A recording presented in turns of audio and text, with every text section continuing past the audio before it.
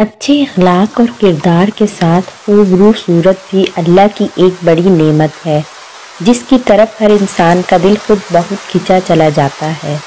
اس لیے باطنی حسن کے ساتھ اللہ نے اپنے تمام پیغمبروں اور رسولوں کو ظاہری حسن کی دولت سے بھی نوازا تھا۔ چنانچہ ہمارے پیارے نبی حضرت محمد صلی اللہ علیہ وآلہ وسلم اللہ کے بھیجے گئے تمام پیغمبروں اور پوری نسل انسانیت میں سب سے زیادہ خوبصورت اور حسین شکل و صورت کے مالک ہیں۔ اللہ نے سلطان عرب و عجم حضرت محمد صلی اللہ علیہ وآلہ وسلم کی مثل نہ کسی کو پیدا فرمایا اور نہ کبھی کوئی پیدا ہوگا۔ حضور پاک صلی اللہ علیہ وآلہ وسلم اپنی خوبیوں، کمالات اور ظاہری خصوصیات میں ایسے یکتا ہیں، اس میں آپ کا کوئی شریک ہی نہیں۔ امام قرطبی نے نقل کیا ہے کہ اللہ تعالیٰ نے نبی صلی اللہ علیہ وآلہ وسلم کا مکمل حسن و جمال دنیا میں ظاہر نہیں فرمایا۔ اگر حضور کا مکمل حسن ظاہر کر دیا جاتا تو کسی میں حضور کی طرف دیکھنے کی صلاحیت نہ ہوتی۔ اللہ نے اپنے محبوب نبی کو جمال عطا فرمایا تھا۔ دراصل حسن صرف رنگ کی سفیدی، جاذبیت اور ظاہری بناوٹ کی خوبصورت ہونے کو کہتے ہیں، جبکہ جمال پوری جسم کے تمام اعضاء کا درست ہونا اور جسم کے تمام حصوں کو پرفیکٹ ہونے کو کہتے ہیں۔ اس سے آگے پرفیکشن کا کوئی تصور ہی نہیں ہے۔ لہٰذا اللہ نے محمد صلی اللہ علیہ وآلہ وسلم کو حسن اور جمال دونوں میں ایسا اعلیٰ ترین مقام عطا کیا تھا اور جسے ہم پرفیکٹ پرسنالٹی کہہ سکتے ہیں۔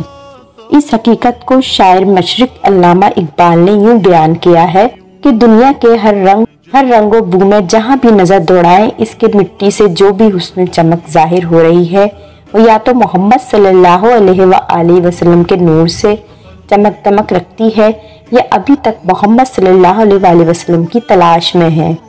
احادیث کی کتابوں اور صحابہ کرام کے اقوال سے یہ پتہ چلتا ہے کہ حضور کے جسم مبارک کے تمام حصوں میں مکمل تناسب پایا جاتا تھا۔ اللہ نے اپنے محبوب کو تمام عیب اور رخ سے پاک رکھا تھا۔ حضور سر سے پاؤں تک ایک مثالی شخصیت تھے۔ صحابہ کرام ہمیشہ حضور کی ظاہری شخصیت اور خوبصورتی کی تعریف مدح اور شاعری کیا کرتے تھے، جو تاریخی کتابوں میں بھری پڑی ہیں، جن میں شاعری اسلام حضرت حسان بن ثابت رضی اللہ تعالیٰ عنہ کا ایک مشہور شعر ہے، جس کا ترجمہ کچھ یوں ہے: یا رسول اللہ، آپ سے زیادہ حسن و جمال والا میری آنکھوں نے کبھی کسی کو دیکھا ہی نہیں، اور آپ سے زیادہ جمیل کسی عورت نے جنا ہی نہیں۔ اگر ان تمام روایتوں اور اقوال کو ایک جگہ جمع کیا جائے تو وہ کچھ یوں ہے: حضور کے جسم مبارک کا رنگ گورا سفید تھا، گویا ایسا معلوم ہوتا تھا کہ آپ کا بدن چاندی سے ڈھال کر بنایا گیا ہو۔ حضور کا جسم نہایت ہی نرم و نازک تھا، جس سے ایک خاص قسم کی خوشبو آتی تھی۔ صحابہ کہتے ہیں کہ حضور کے جسم کی خوشبو سے زیادہ اچھی ہم نے کوئی خوشبو نہیں سونگھی، یہاں تک کہ حضور کے جسم مبارک سے گرنے والے پسینے کو ہم جمع کر لیا کرتے اور اسے بطور عطر استعمال کرتے تھے۔ لہٰذا حضرت انس کی والدہ بی بی ام سلمہ رضی اللہ تعالی عنہا حضور کے لیے ایک چمڑے کا بستر بچھا دیتی تھیں اور حضور اس پر دوپہر کو لیٹ کر آرام فرمایا کرتے تھے۔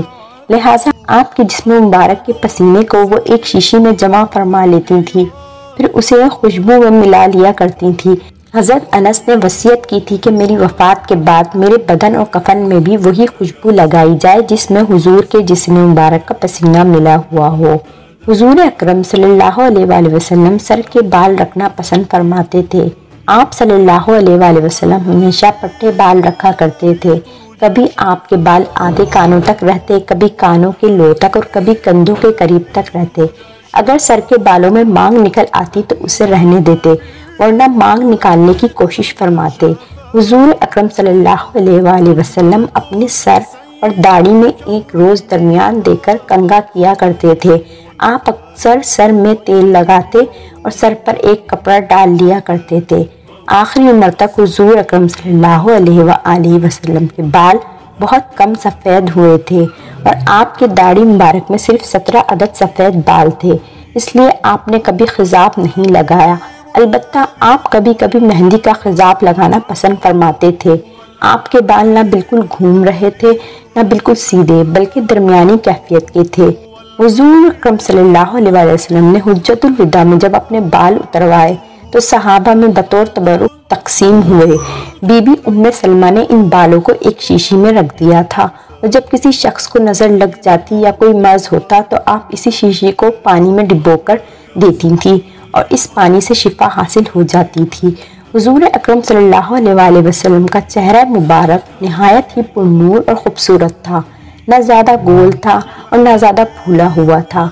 आपके दांत मुबारक आबदार मोतियों के मानिंद थे जो सफ़ेद चेहरे के साथ चमकते तो याकूत के मोती की तरह लगते थे।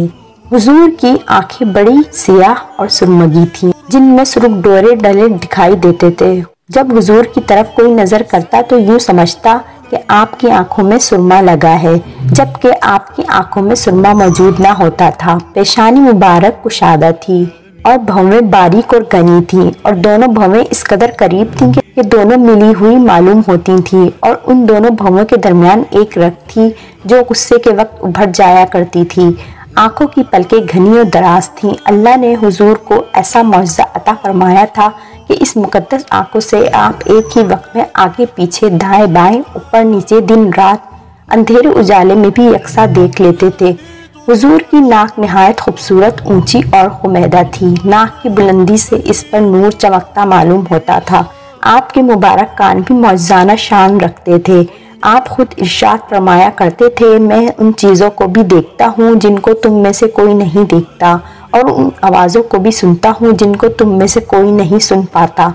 प्यारे नबी के रुखसार मुबारक नर्म व नाजुक थे, यहाँ तक कि आप जब गुफ्तगू करते तो आपके दोनों गाल हमवार हो जाया करते थे। हुजूर की गर्दन मुबारक नहायत ही मोतदिल सुराहीदार और सरदूल थी जो खूबसूरती और सफाई में नहायत ही बेमिसल थी।